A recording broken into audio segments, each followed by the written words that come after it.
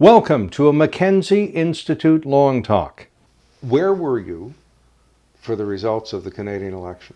You know, Alan, I got to tell you honestly, I've been looking forward to that night my whole career because I had covered so many of them, and while I enjoyed covering them, you're always on a deadline. You're always having to listen especially carefully to what somebody is saying and to try to sound smart on it. And I was looking for the time when I just sit home, watch it on the couch, and see other people do it. And I did, and I had three screens going so I could watch CBC, CTV, and Global, compare the broadcasts, have a glass of wine, watch the results come in, and not feel even the slightest responsibility for explaining it to anybody. Well, my recollection of journalism is you would have been having a glass of wine even if you were working that night, but maybe things changed. I was just trying to give you some atmosphere, what it was like and how that was different from being on the air. First thing that comes to my mind is the comparisons between this election and 72. Same last name of the Prime Minister, Trudeau, end of the first mandate, minority parliament at the end of the election. Do you like those comparisons? Yeah, I do. I think they're all fair and they're all valid, and maybe they help to remind people actually how hard it is to have a majority followed by a majority. I mean, we saw his father couldn't do it. We saw Brian Mulroney do it, and that was a big deal. We saw Jean Chrétien get back-to-back-to-back majorities with a divided opposition, but that's essentially what it took for him to be able to accomplish that, a divided Conservative Party. So the expectation that Justin Trudeau was going to be able to follow up his stunning majority victory in 2015 with a repeat in 2019, I think that was a very high bar. And I think in many ways the result was predictable, but also I think a legitimate reminder of 72 and other elections where it's just proved how difficult it could be. What did you think the night of? You know, I guess I was a little bit more interested in who had a good night and who had a bad night relative to expectations. So I thought I thought the result for the Liberal Party was pretty much what I expected it would be when the campaign began. I didn't think they would win a majority. I thought they would probably squeak out a minority. But I like many others, thought that this was an existential test for the NDP, that they might not survive this. They could be wiped out. And so, you know, that made the campaign more interesting to me. But also the result. I mean, you know, there are a lot of questions about why was the NDP celebrating when they lost as many seats as they did? Well, because they're still around to fight again another day. And for whatever it might turn out to be worth, they've hit the sweet spot for the NDP, which I believe is to be holding the balance of power when the minority government is a Liberal government. We'll see how that plays out over the next 3 years, but they're not going to be powerless in all of this. And I was also, I mean, like many Canadians, I think I was concerned to see how well Maxime Bernier did with his party that had a lot of messages that were heavily criticized as being un-Canadian in some ways and uninclusive and in some instances racist. And I think a lot of people were interested to know how much appeal there was. And the best way to test that is put it on the ballot, and they did, and they didn't do very well. Let's stick with the NDP for a second, because I wonder what you think of the fact that Singh, looking as he does, dressing as he does, was so well accepted, notwithstanding a couple of glitches and unfortunate comments that were made to him. But he is now a fully accepted leader of a mainstream political party in this country, and not of the founding nations or the indigenous group. He is different. Absolutely, and it's an important thing. I think it's a very important thing. You know, I'm not sure how much we can say about how accepted he was, but I think one thing that is clear is that his campaigning affected the success of his or failure of his campaign. If you look at the final week or 10 days, the NDP bounce in the campaign is the most significant of all the parties, I think, even compared to the Bloc. Not 100%, because, I mean, they're very close. But I think that says something important. And I think the important thing it says is that people paid attention to him and made a judgment about him that was a normal judgment. Did they like him? Did they understand what he was saying? Did they think he was a decent person? And they went check, check, check, and he pulled it back in. Two tactical matters. By the time the Singh swing occurred, they weren't in a position to raise money. They didn't have some star candidates. It was a little late in the election for that to really pay dividends. So for a political operative, not a journalist, but a political operative, the not taking tactical advantage of that is kind of unforgivable. And the other tactical question is, where was he for the previous year? He got criticized in your former home province of New Brunswick for not having been there for a year. Why was he hiding? Why weren't they prepared to take advantage of that? I don't know the answers to those questions, but I think they're very good questions, and I think they're probably questions that the NDP internally is asking themselves. Because, by the measure of expectations from the beginning of the campaign to the end of the campaign, Singh did very well. But if you lengthen that time from the beginning of his leadership to it's not a good story. There were many times, or there were too many times, shall we say, when he seemed unfamiliar with the consequences of his own statements, where he didn't seem to fully understand the policy prescriptions that he was trying to describe. But I think, I've spoken to others about this. He probably had more opportunities in the election campaign than any of the other candidates, and squandered them all. In particular, blackface was an opportunity for him in a way that it was for no other candidate because of what he looks like. And I think it opened the door to him to do what he did, which was to speak very eloquently and fair-mindedly on the issue. But it also opened an opportunity for him to say something about Bill 21 in Quebec. If he had done that, I think that would have made both Andrew Scheer and Justin Trudeau squirm, because it would have required that they say more than they did. And he did not do that. And I don't see the downside for him. Was he really defending a couple of seats in Quebec? Or was he really squandering the opportunity to use identity politics in a way that he uniquely could use it in that campaign on an issue that could be, if not decisive, at least a much more important thing than it was? And yet it's really easy to go over the top in mid-campaign when your opponent makes an error like that and you're gilding the lily and over-egging the cake and you're outraged and you're flummoxed. One of the best, I'm sure you recall, is when John Turner was caught patting bums, and that was made note of by Iona Campanolo, which didn't help the Turner campaign. All Ed Broadbent said was, well, I think it's a generational thing, and that sort of passe. And he underplayed his criticism of it, which I think worked better than had he overplayed it. Well, it gave him the opportunity to say that he was out of touch without really skewering him. But I think what I mean with the opportunity that Trudeau gave to Singh is that he could have used it to pivot to Bill 21, because they are not unrelated, right?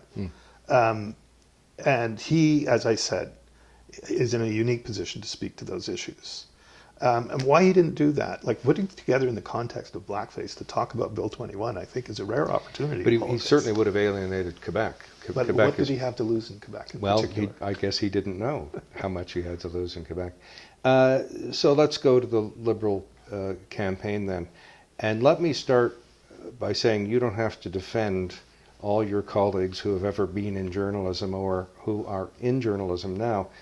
But how is it that no enterprising reporter didn't look at the yearbook of that school that Justin Trudeau taught in and found those pictures?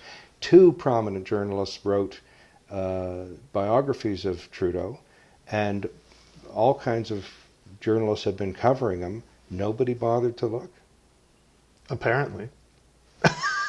But I mean, I'm not going to defend anybody. The only thing I guess I would say is that it wasn't his yearbook, and I guess maybe some investigators would stop their research into his background at his yearbooks, but wouldn't look at other places they might find this. But somebody has known about this for an awfully long time.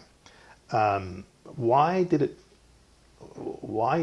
come out in An this awful campaign? lot of people have known about this for an awfully long time. I guess, I mean, look at the other opportunities for it to come out.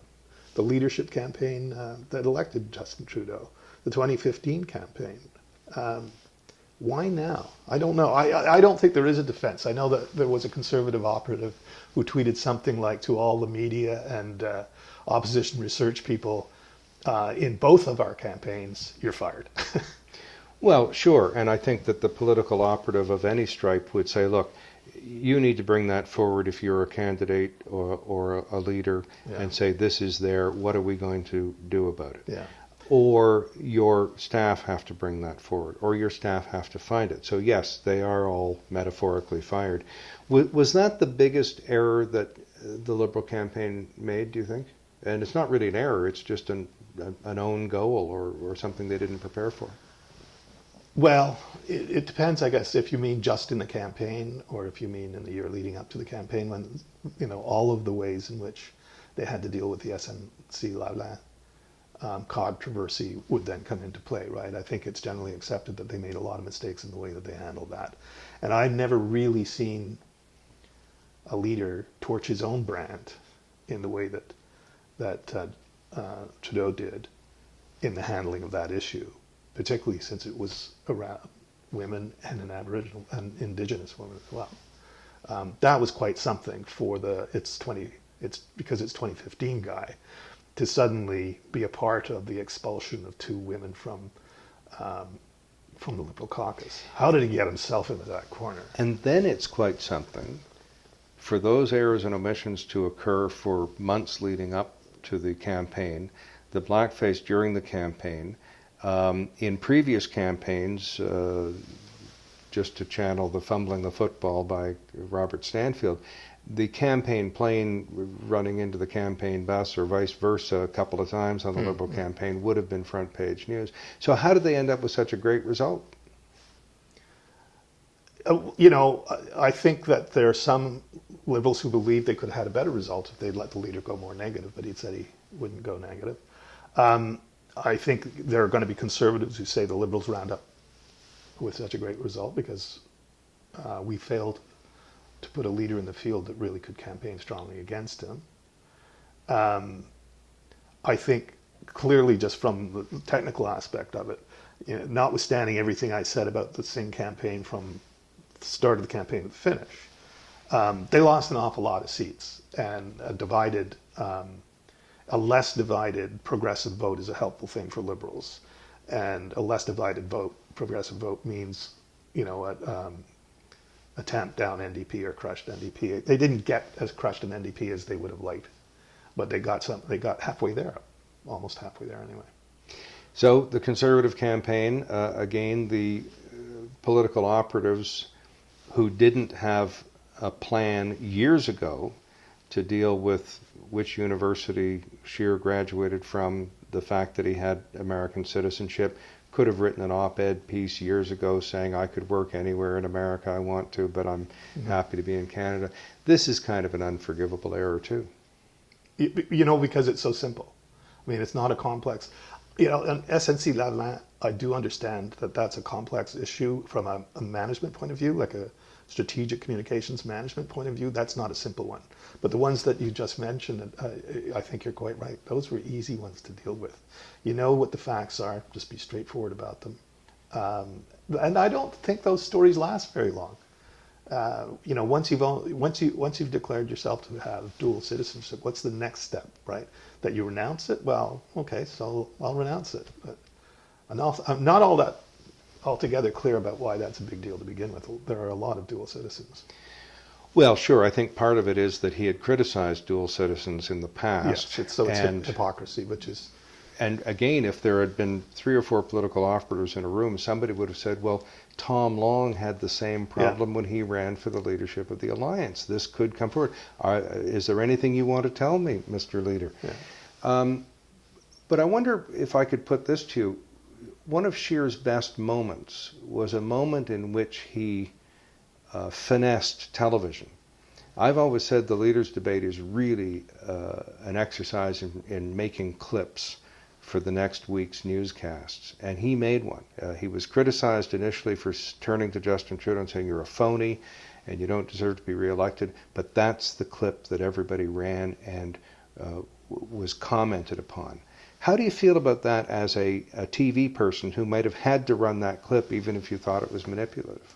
I think that you see that in many different aspects of their campaign, that was the way they wanted to frame Trudeau. I think one of the problems was that they had too many different ways they wanted to frame Trudeau, but that certainly was one of them, and it might have been the most effective one, the one that would resonate even with liberals who feel burned by the blackface thing, that you are not who you say you are, that you're a phony. Sometimes they would be distracted and say he doesn't keep his word, which is a different kind of a criticism and can be, it can split people's kind of sense of what they're supposed to be paying attention to. But I think if you're an effective candidate and you've decided that your message is that the other guy's a phony, he's not who he appears to be, you sure want that to come out in the debate. And if somebody doesn't bring it up, somebody doesn't say, Mr. Scheer, do you think Mr. Trudeau is a phony? You say it yourself.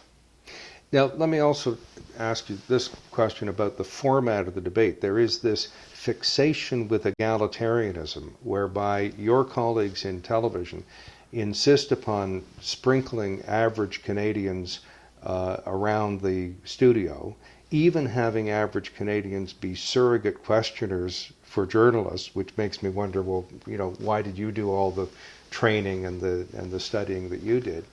When traditionally in debates, the candidate would get up to 8 minutes. It was 8 minutes in the Kennedy-Nixon debates, 3 minutes in the 76 debates, to speak directly to camera, directly to voters, which seems much more egalitarian than this trumped-up stuff that is popular today. What do you think of that? Well, first of all, in the debates that we had in this campaign, I think, what was new, as I understand it, I think this was the first time that the debate format was decided by a not by a consortium of broadcasters, but by a commission who would establish what the rules of eligibility were, the time, the dates, and all that stuff.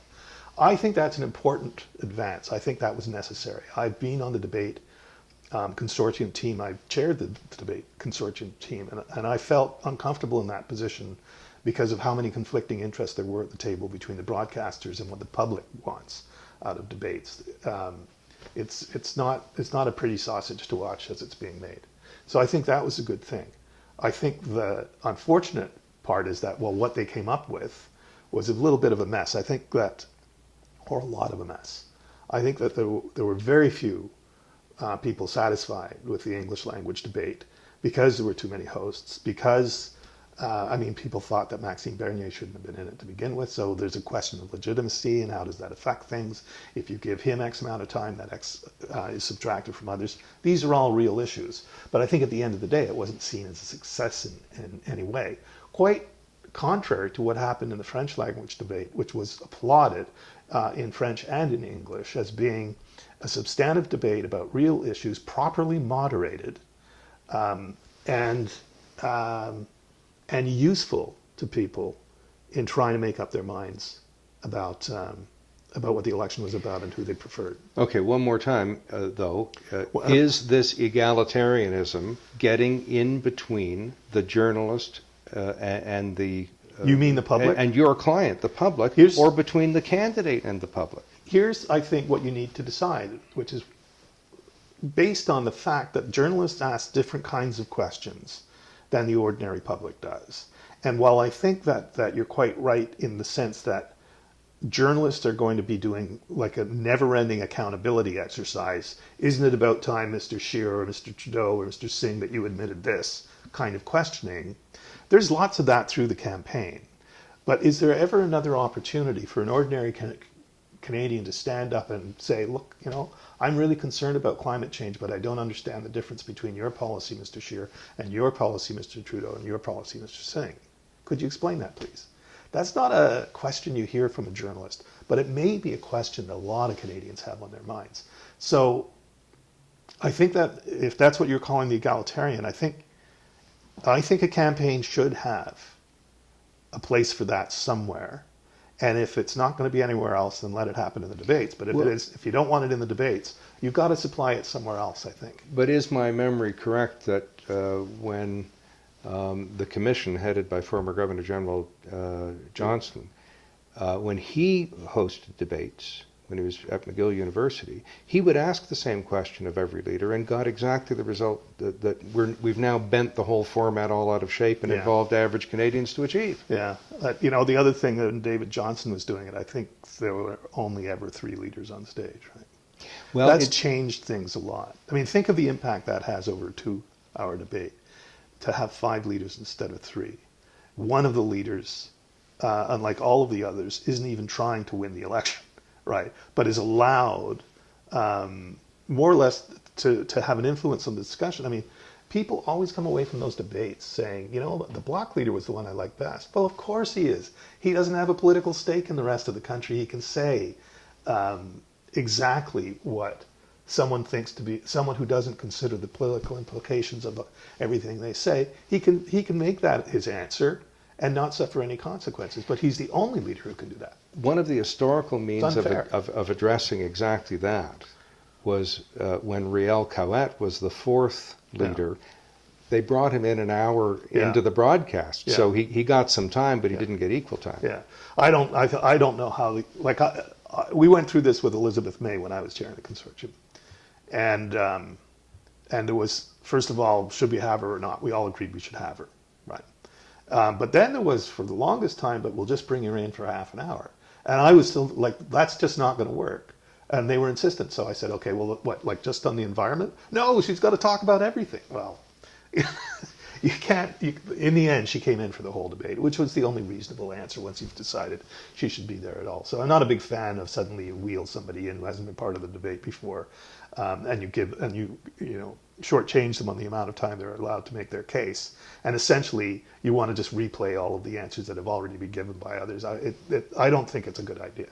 I don't remember Riel Cauet, but I'll bet it didn't work very well. So, he was an interesting... I mean, I remember him, but I don't remember that debate. I don't remember whether... I doubt that it worked that well. Well, let's be fair and also criticize... Because? Pardon me? Let's be fair because? Well, let's be fair because it's kind of a tradition. All right.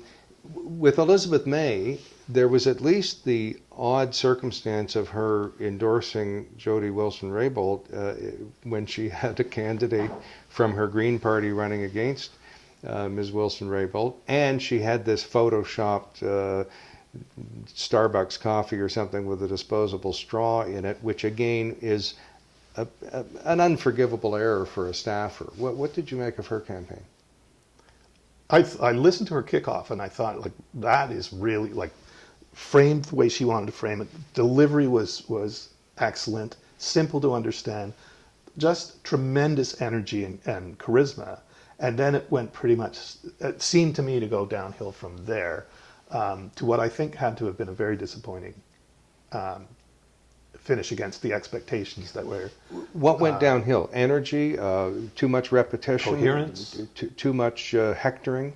I think that there was a kind of coherence problem too, that sometimes it didn't seem that everything that she was saying had been as well thought out as it could be. She was always great on the environment, but they seemed to want to run a campaign that demonstrated they had a broader range of issues and expertise than just the environment. And I'm not sure that in an election campaign you can just suddenly change your brand that much, or expand on your brand. It's not fair to say change your brand. I don't want to shortchange her either.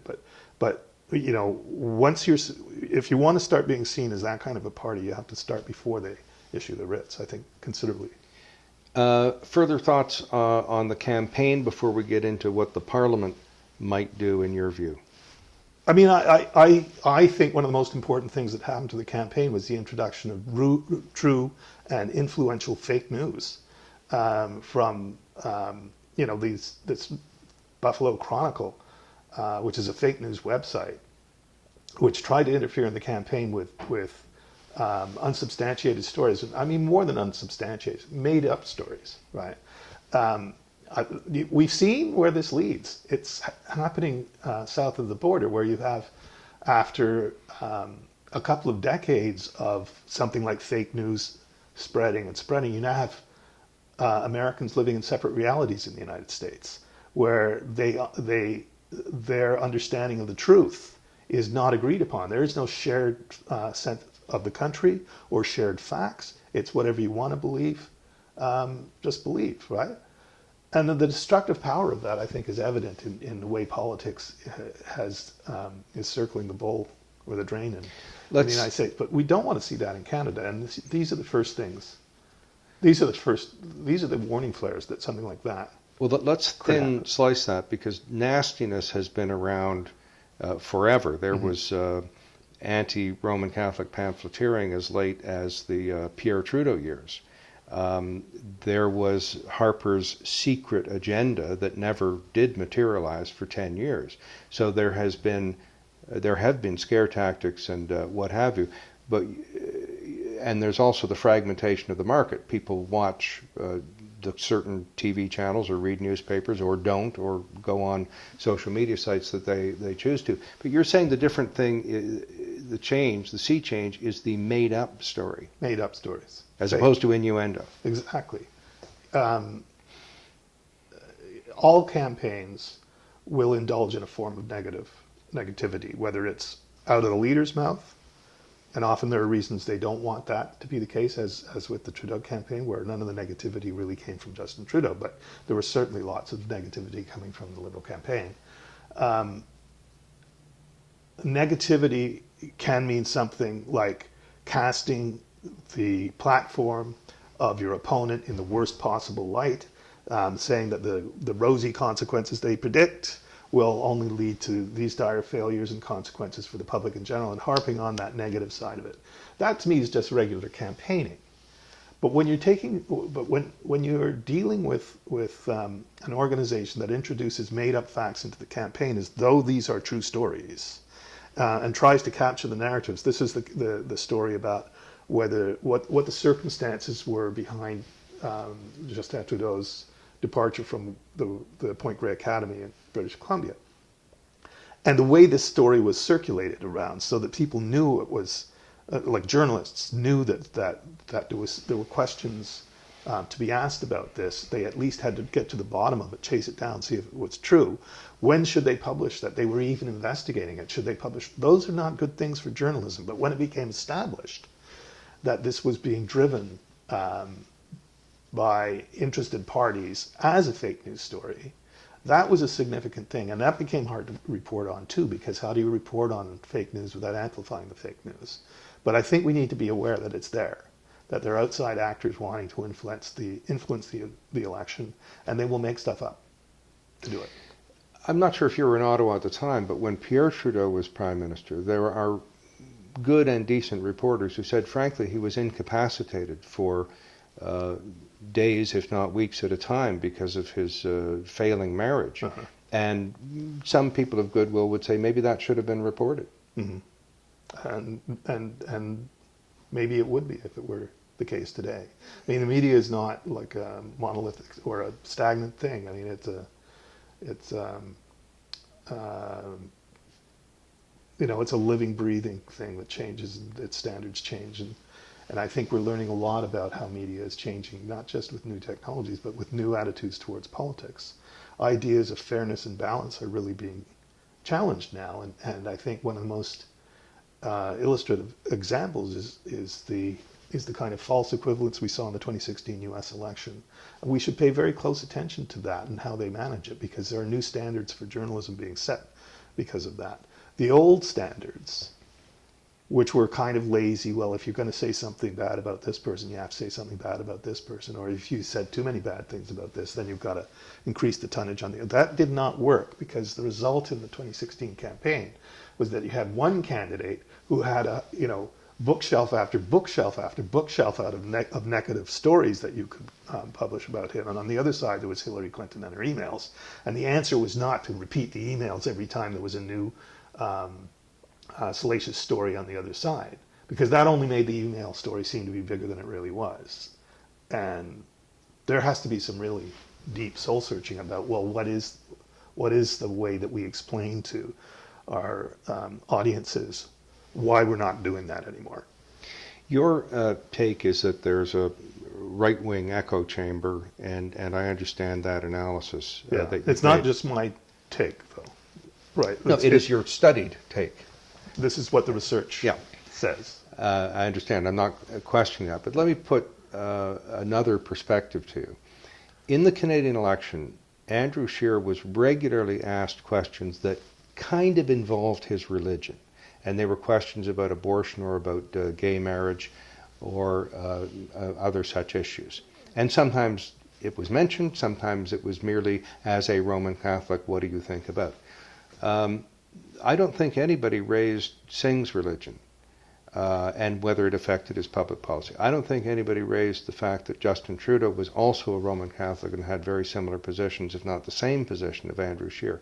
Is that a double standard, or is it a bias in your view, i.e. a bias against the right-of-centre candidate? I think it is.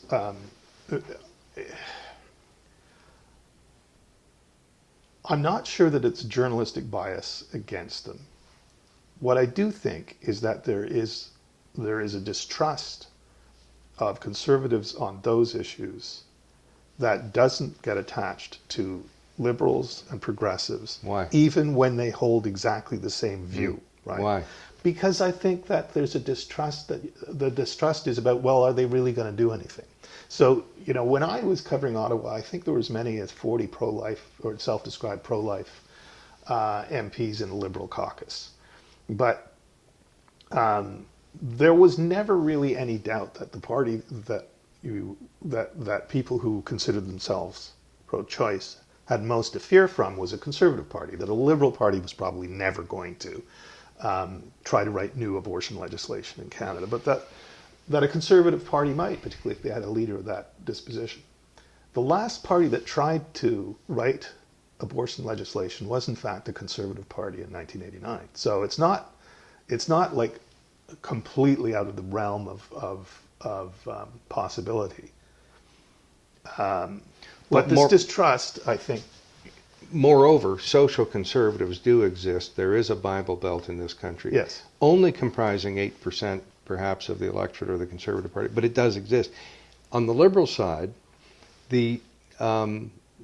as Eric Cairns was once described, the NDPers in a hurry, or the Liberals in a hurry, they have their own party. They have the NDP. So the Liberals really don't have that really red rump to criticize, whereas the Tories do have a social conservative minority that does exist. Yeah, I suppose that has something to do with it, and it manifests itself in many different ways. But on an issue like gun control, the Liberal caucus is split on gun control.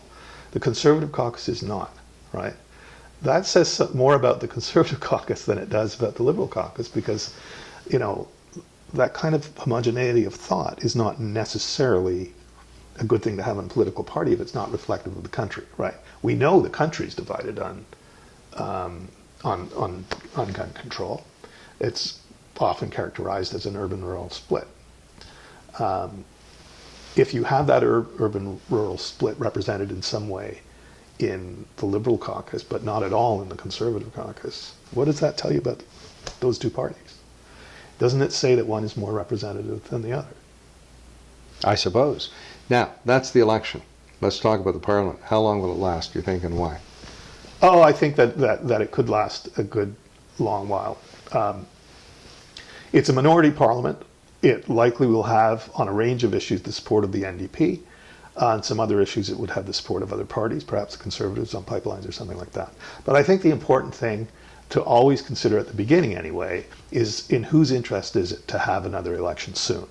And I don't see that it, maybe it's in the Conservatives' interest. I don't see that right now internally, because I think that a lot of the grousing about leadership is coming from the inside of the party, and I think that they maybe want to deal with that before the next election.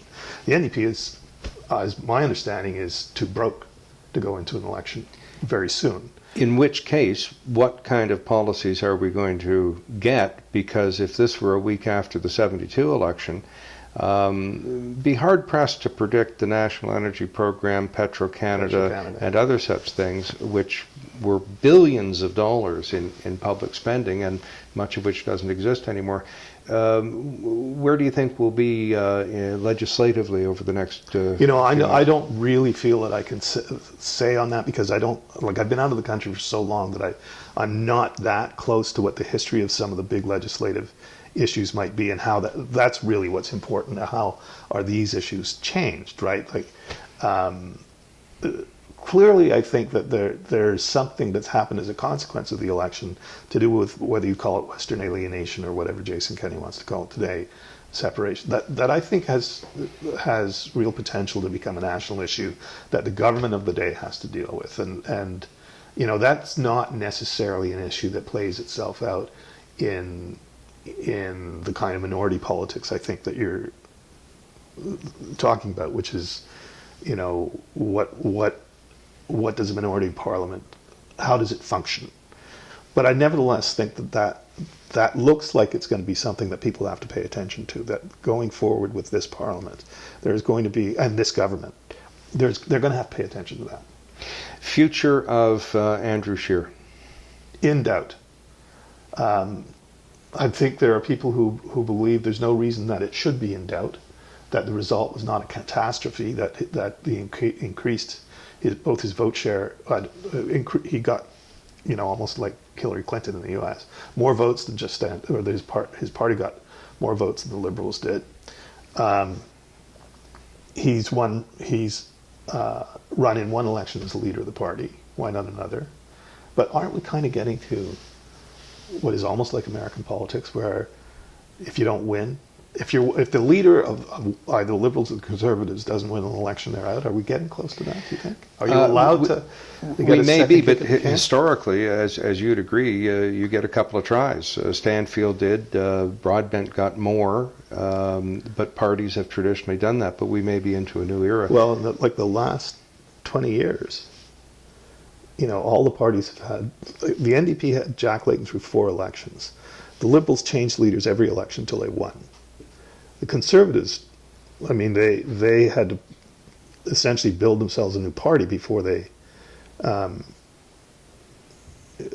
could really seriously challenge, and then they let Stephen Harper win a second time after he'd lost. But I think that might be becoming rarer. There certainly does seem to be something happening in terms of creating a mood that there's going to be a leadership in the Conservative Party sometime. One of the books on the shelf behind you is called Dynasties and Interludes, and it's very difficult. It's okay for an historian or an academic after years to analyze a situation and say, well, there's the Mackenzie King dynasty or the Pierre Trudeau one. But when you're right in the middle of it, when it's a week after the election, it's very hard to make that decision. But where do you think we are with Justin Trudeau? Because he's hanging on like his father did.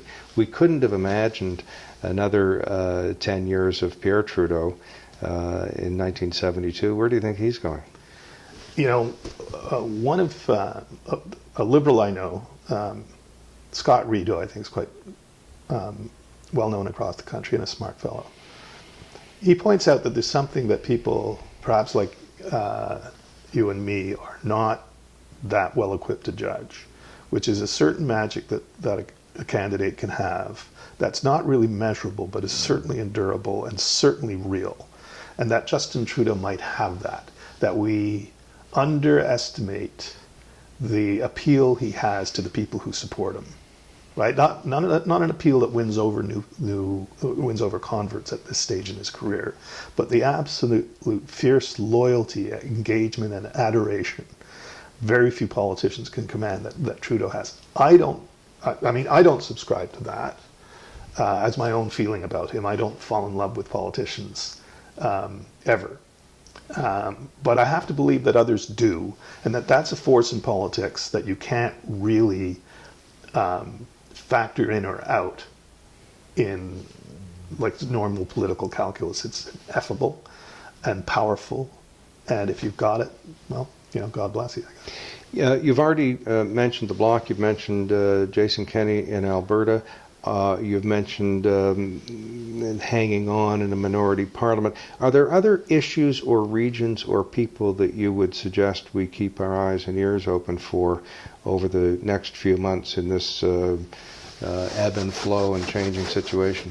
I don't know about regions. I mean, one of the things I'm struck by in returning to Canada in some ways is how, compared to living in the U.S., how much quieter, more cohesive it looks. But what I think might turn out to be the sleeper issues are not legislative ones, but the continuing, do we really think we're at the bottom of the prosecution of Norman or the SNC Lavalin story? I suggest that we aren't, that those could come back again, and in profound and threatening ways for the government. That there are still questions that we don't know the answers to that could prove to be very consequential. Thanks. Great analysis. Great things to flag for the future. I appreciate your time. Thanks for inviting me, Alan. Nice to do that. Any views expressed here are not necessarily those of the Mackenzie Institute, its speakers, sponsors, or supporters. But the Institute is dedicated to fostering public discussion, debate, and education about security matters. Google the Mackenzie Institute to join the discussion. The Mackenzie Institute is grateful to its sponsors and supporters. Some of our short pods and long talks are a result of the support of Heathbridge Capital Management Limited, the National Post, and Dundurn Publishing.